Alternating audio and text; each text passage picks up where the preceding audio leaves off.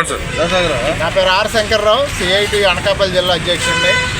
రాష్ట్ర ప్రభుత్వం ఆప్కాస్లో ఉన్న కార్మికులందరినీ కూడా మళ్ళా పాత పద్ధతుల్లో కాంట్రాక్టర్లకు అప్పచెప్పాలనే నిర్ణయాన్ని మంత్రివర్గం తీసుకుంది. ఇది సరైనది కాదు.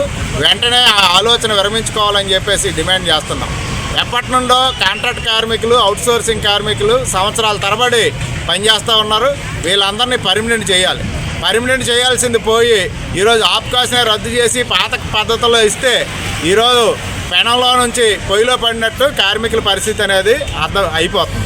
ఎందుకంటే ఇప్పటికే చూస్తున్నాం, క్లాప్ కాంట్రాక్టర్లు, మిగిలిన కాంట్రాక్టర్లు జీతాలు సక్రమంగా ఇవ్వక డిపార్ట్మెంట్ వేసిన జీతాలు కూడా వాళ్ళు వాడేసుకునే పరిస్థితులు అనేవి ఉన్నాయి. ఇది సరైనది కాదు. కాబట్టి వెంటనే అవుట్సోర్సింగ్ రద్దు ఆలోచన విరమించుకోవాలి.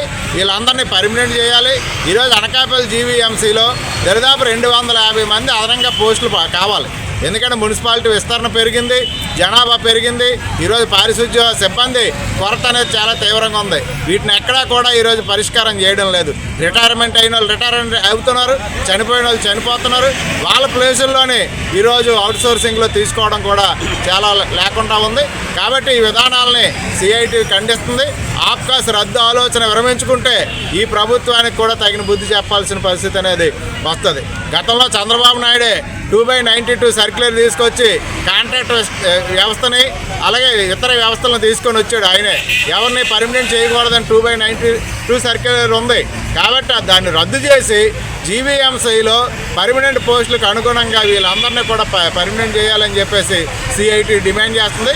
లేకపోతే భవిష్యత్తులో పోరాటానికి సిద్ధంగా ఉంటామని చెప్పేసి తెలుపుతుంది.